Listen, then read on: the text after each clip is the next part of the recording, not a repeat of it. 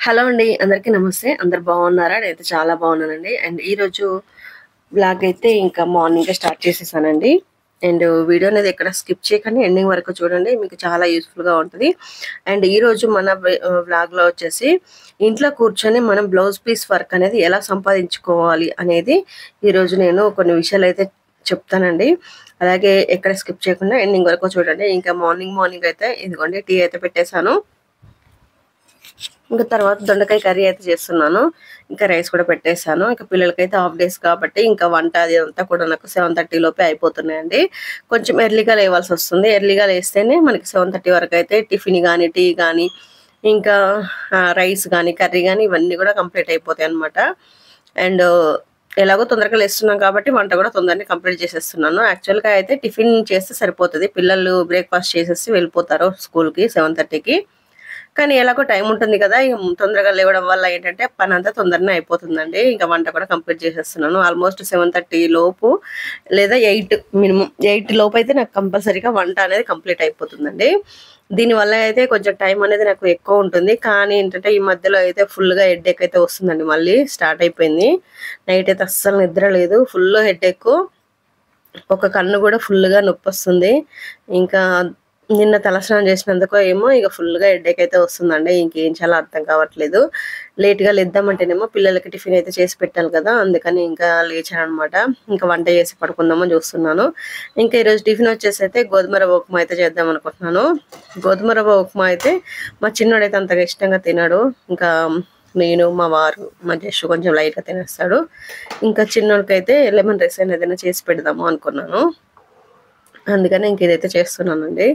ఇంకా మనిషికొక tiffin, మనిషికొక curry అంటే కుదరదు కదా! అసలు టైం అనేది సెట్ అవ్వదు. ఎందుకంటే నేను కూడా మళ్ళీ 9:30 అంటే 9 వరకే నా పనులన్నీ కూడా కంప్లీట్ అవ్వాలి. 9-10 వరకే నేను వీడియో అనేది పెట్టుకోవాలి కాబట్టి నాకు ఆల్మోస్ట్ టైం అనేది సెట్ అవ్వట్లేదు. ఇంకా ఇంట్లో పనులు చేసుకుంటూ షాప్ చూసుకోవాలి కాబట్టి, అలాగే యూట్యూబ్ కూడా చూసుకోవాలి కాబట్టి ఇన్ని పనులు చేసుకోవాలి అంటే అందులో ముఖ్యంగా హెడ్‌ఏక్ ఒకటి. దీనివల్ల కొంచెం సఫర్ అవుతున్నాను. కానీ తప్పదు కదా! మనం ఏ ఏజ్‌లో చేయాల్సిన వర్క్ అయితే ఆ ఏజ్‌లో చేయాలి. బద్ధకంగా ఉంటే మాత్రం అస్సలు మనం ఇంకా అక్కడే ఉండిపోతామనమాట. ఇదిగోండి ఇప్పుడైతే ఇంకా పిల్లలు స్కూల్‌కి వెళ్ళిపోయారు టిఫిన్ చేసేసి. ఇంకా మా వారికైతే నేను బాక్స్ అయితే పెడుతున్నాను. మా వారు బ్రేక్‌ఫాస్ట్ కూడా ఇంకా అక్కడే చేస్తారనమాట. అందుకనే బాక్స్‌లో పెట్టేస్తున్నాను. ఇంకా ఇంకా వాళ్ళు ముగ్గురు వెళ్ళిపోయిన తర్వాతనే ఫ్రెష్ అప్ అయిపోయి ఇంట్లో ఏమైనా చిన్న చిన్న పనులుంటే అవి చేసేసుకొని అయితే షాప్‌కైతే వచ్చేసాను.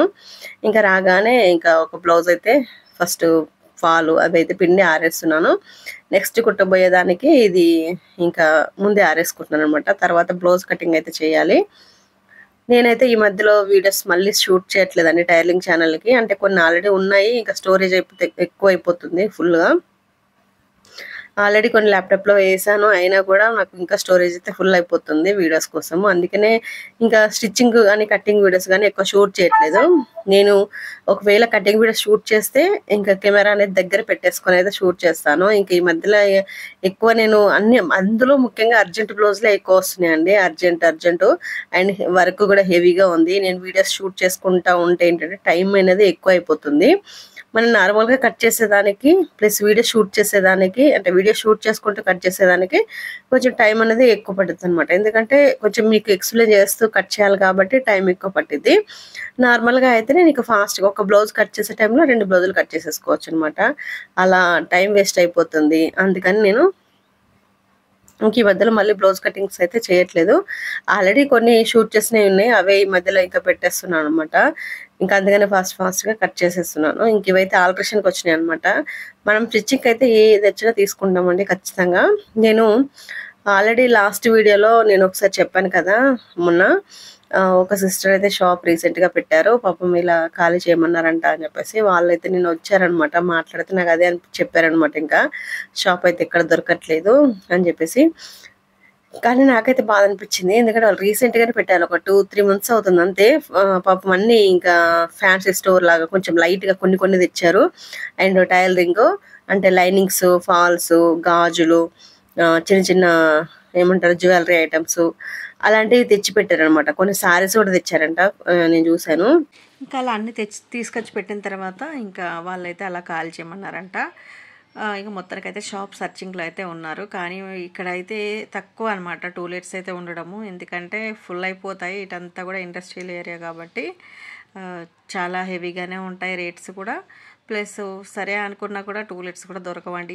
నేను షాప్ స్టార్ట్ చేసేటప్పుడు కూడా ఒక 2 months 3 months బ్యాకే నేను ఇంట్లో అన్ని లైనింగ్స్ కానీ ఫాల్స్ కానీ తెచ్చిపెట్టుకొని ఓవర్లాక్ మిషన్ తీసుకొచ్చుకొని మిగతా మిషన్లు అన్నీ జాగ్ మిషన్ కానీ ఇవన్నీ కూడా అన్నీ ముందే షాప్ పెట్టకముందే కొనుక్కొని పెట్టుకొని షాప్ కోసం సర్చింగ్ చేస్తూ ఉంటే అస్సలు దొరకలేదండి. 2-3 months అయితే తిరిగాము. ఇంకా తర్వాత ఈ షాప్ కూడా నాకు ఒక ఫ్రెండ్ చూసి వాళ్ళు కూడా అంకుల్ కూడా మన మార్నింగ్ పెట్టారట టూలెట్. మార్నింగ్ పెడితే సిస్టర్ వచ్చేసి నాకు ఇప్పుడు మార్నింగ్ 10:30కో 12కో పెడితే ఆ సిస్టర్ వచ్చేసి 6కి చూసారు, ఈవినింగ్ 6కి చూసి నాకు వెంటనే కాల్ చేశారనమాట. అంటే నేను ఒక 2-3 చెప్పి ఉంచానమాట, ఎక్కడైనా షాప్ టూలెట్స్ ఏమైనా ఉంటే షాప్స్ ఖాళీగా ఉంటే నాకు చెప్పండి అని చెప్పేసి. అలా చెప్పడం వల్ల తనైతే నాకు ఫోన్ చేసిందనమాట, అక్క ఇక్కడ షాప్ టూలెట్ ఉంది, ఒకసారి వచ్చి చూడండి అని చెప్పేసి. ఇంకా వెంటనే మా హస్బెండ్ని అయితే పంపించేసానమాట. ఇంకా అప్పుడు అక్కడ రూమ్లో ఉన్నాం కదా, అక్కడ నుండి మా వారైతే ఇంకా మా జస్సుని తీసుకొని అయితే వచ్చారనమాట. వచ్చి చూసారట షాపు. చూసి ఇంకా అంకుల్కి ఫోన్ చేస్తే వాళ్ళ ఇల్లు వేరే దగ్గర ఉంటుంది. ఇంకా ఫోన్ చేస్తే వాళ్ళైతే రేట్ చెప్పారు. అయితే అడ్వాన్స్ అయితే 1 month అడిగారనమాట. అదేంటంటే కొంచెం రోడ్డుకి లేదు, కొంచెం గల్లీలో ఉంది కాబట్టి 1 month రెంట్ మాత్రమే అడిగారు, అంటే అడ్వాన్స్. అది కామన్ అనమాట. ఎవరైనా కూడా మనం హౌస్ తీసుకున్నా కూడా ఏదైనా రెంట్ తీసుకున్నప్పుడు 1 month అయితే కంపల్సరీగా ఇవ్వాల్సిందే. ఇంకా అట్లా అడిగారంట. అయితే కొంచెం లోపలికి ఉంది కదా అని చెప్పేసి మా వారైతే నన్ను ఖచ్చితంగా నా ఒపీనియన్ కూడా తీసుకుంటారనమాట. మేమిద్దరం అంతే, ఒకరమే డెసిషన్ తీసుకోము. ఇంకా నాకు ఫోన్ చేసి షాప్ అయితే బాగానే ఉంది, ఒకసారి వచ్చి చూస్తావా అని చెప్పేసి నాకు ఫోన్ చేస్తే, ఇంకా లేట్ చేస్తే మళ్ళీ అది కూడా వేరే వాళ్ళు తీసేసుకుంటారు కదా అని చెప్పేసి ఇంకా అప్పటికి 8 అవుతుంది నైట్. ఇంకా ఆ టైంకి అయితే మా వారు మళ్ళీ ఇంటికి వచ్చేసి నన్ను తీసుకొని వెళ్ళి చూపించారనమాట. బాగానే ఉంది, రేట్ కూడా రీజనబుల్గానే అనిపించింది. ఇంకా మనం పే చేసుకోవచ్చులే అంతా అని చెప్పేసి రీజనబుల్గా అనిపించేసి అయితే ఇంకా షాప్ అయితే తీసుకున్నాము. షాప్ తీసుకున్న తర్వాత ఇంకా అడ్వాన్స్ అయితే ఏం పే చేయలేదు, ఒక 500 ఏమో ఇచ్చాము అంతే. ఇంకా టూలెట్ అయితే తీసేశారు.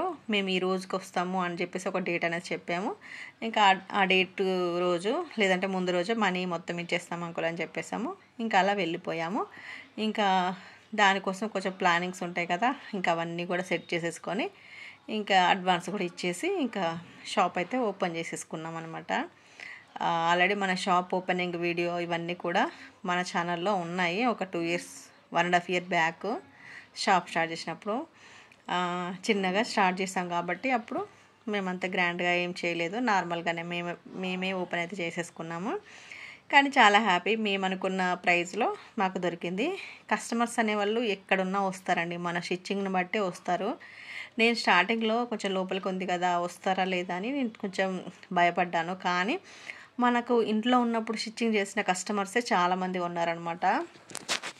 వాళ్ళు మేము అక్కడ నుండి అంటే మేము షాప్ ఇక్కడికి షిఫ్ట్ అయిపోయిన తర్వాత ఇంకా అక్కడ రూమ్కి ఇక్కడికి షాప్కి కొంచెం దూరం అయిపోతుంది, మధ్యాహ్నం తినడానికి వెళ్ళినా లేట్ అవుతుంది, మళ్ళీ నైట్ ఇక్కడ నుండి ఇంటికి వెళ్ళేసి మళ్ళీ వంట చేసుకొని తినాలన్నా టైం సరిపోవట్లేదు, లేట్ అయిపోతుంది అని చెప్పేసి మేమైతే హౌస్ కూడా షిఫ్ట్ అవ్వాలి అనుకున్నాము ఇటు సైడ్ ఏరియాలో. అలా హౌస్ చూసుకున్నప్పుడు మాకు ఈ హౌస్ అయితే దొరికిందనమాట లక్కీగా. షాప్ స్టార్ట్ చేసిన ఒక 1 month 2 months తర్వాత మాకు ఈ హౌస్ దొరికేసరికి ఇంకా షాప్కి చాలా దగ్గరగా ఉంది అని చెప్పేసి అయితే ఇంకా ఈ హౌస్ కూడా షిఫ్ట్ అయిపోయామన్నమాట. దానివల్ల ఏంటంటే ఇంకా దగ్గర ఉందన్నమాట మాకు.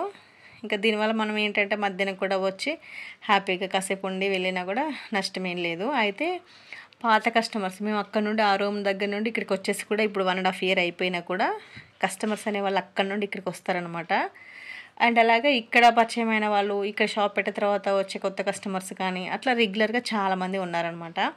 ఇంకా వాళ్ళతో నాకు సరిపోతుంది. ఇంకా కానీ ఇంకొంచెం డెవలప్ అవ్వాలని చెప్పేసి అయితే ఉంది, చూద్దాం ఎంతవరకు వస్తుందో.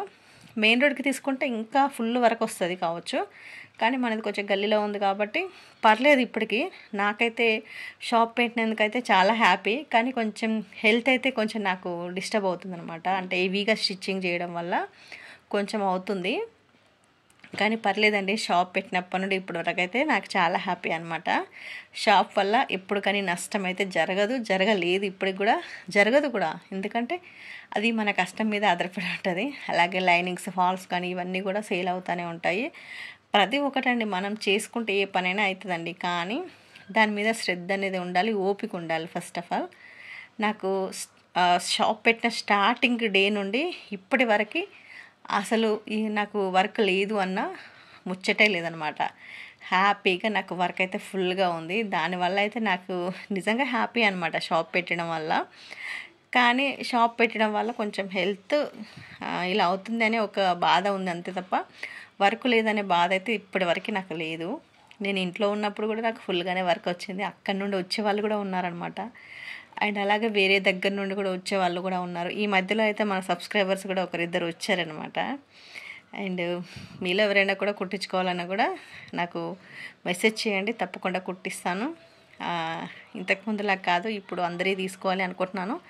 ఇంకొక 1 month ఇంకా హాలిడేస్ అయిపోయిన తర్వాత అయితే ఇంకా మంచిగా స్టార్ట్ చేద్దాం అనుకుంటున్నాను. ఇంకా కొంచెం ఇంకా ప్రతి ఒక్కరి ఆన్లైన్ కస్టమర్స్ కూడా తీసుకోవాలి అనుకుంటున్నాను, మన సబ్స్క్రైబర్స్ అయినా కూడా. ఎందుకంటే ఇప్పుడు కొంచెం హాలిడేస్లో ఇంకా అటు ఇటు పిల్లలు కానీ నేను కానీ అటు ఇటు ఊర్లు వెళ్ళడమో లేకపోతే ఇంకేదైనా ఉంటుంది కదా, పిల్లలు ఉంటారు కాబట్టి ఇంకొంచెం ఇబ్బందిగా ఉంటుంది నాకు కూడా. ఈ హాలిడేస్ అయిపోయిన తర్వాత స్కూల్స్ రీఓపెన్ అయిన తర్వాత ఇంకా ఆన్లైన్ కస్టమర్స్ అయితే ఇంకెక్కువ తీసుకోవాలి అనుకుంటున్నాను. అప్పుడు ఇంకా బిజీగా వర్క్ చేయాలి. అప్పుడు వాళ్ళకి నా హెల్త్ కూడా కొంచెం క్యూర్ చేసుకొని ఇంకా హ్యాపీగా వర్క్ మీద ఫోకస్ పెట్టేసేయాలి.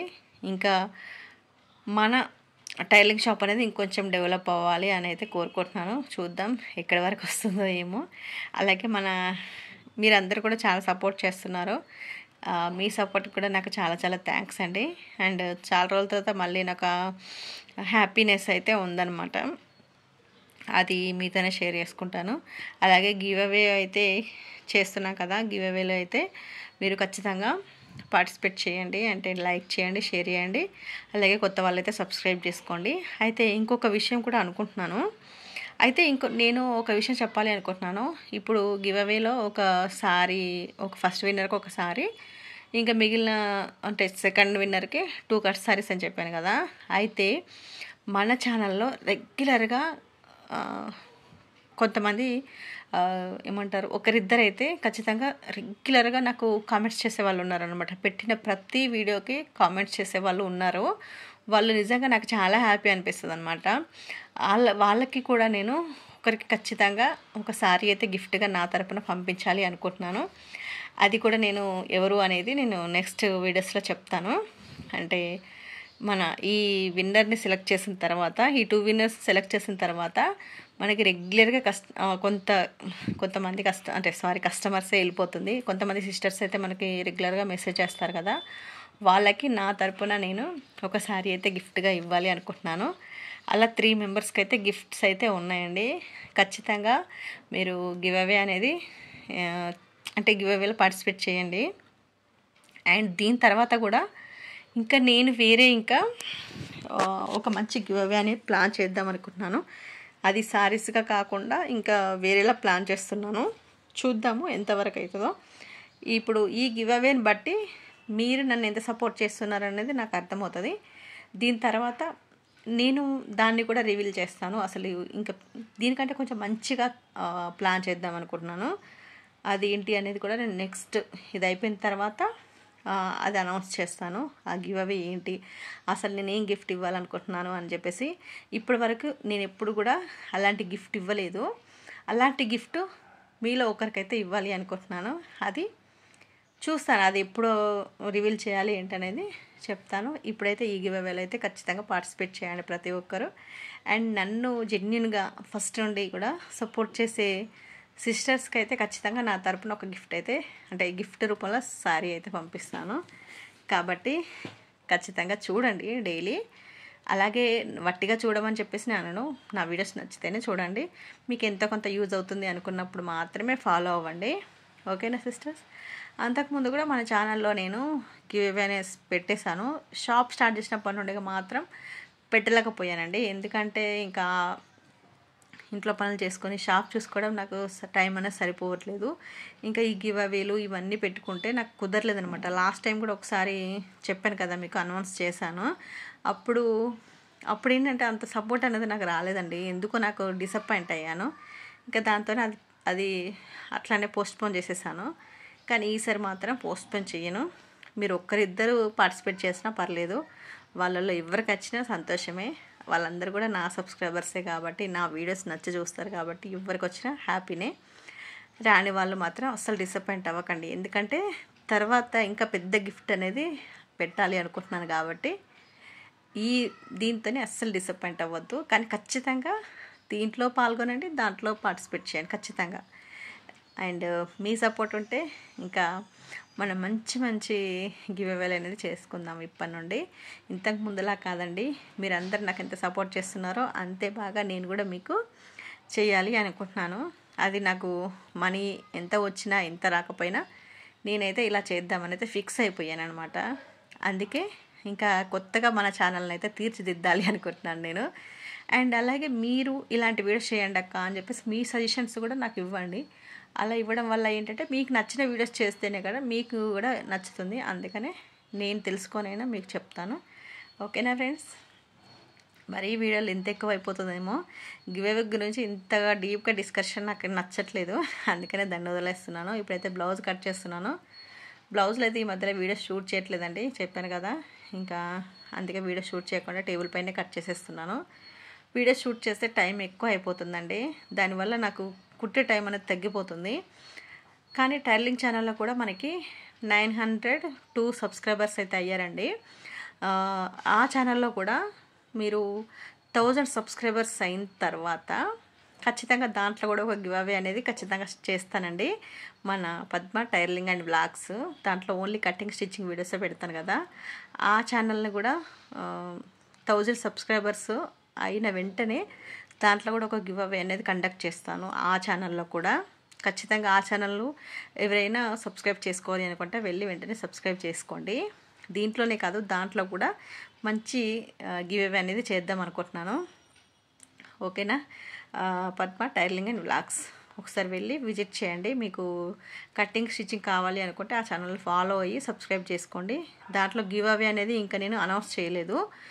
దాంట్లో 1000 అయిన తర్వాత మీకు గివ్ అవే అనేది ఇస్తాను. దాంట్లో కూడా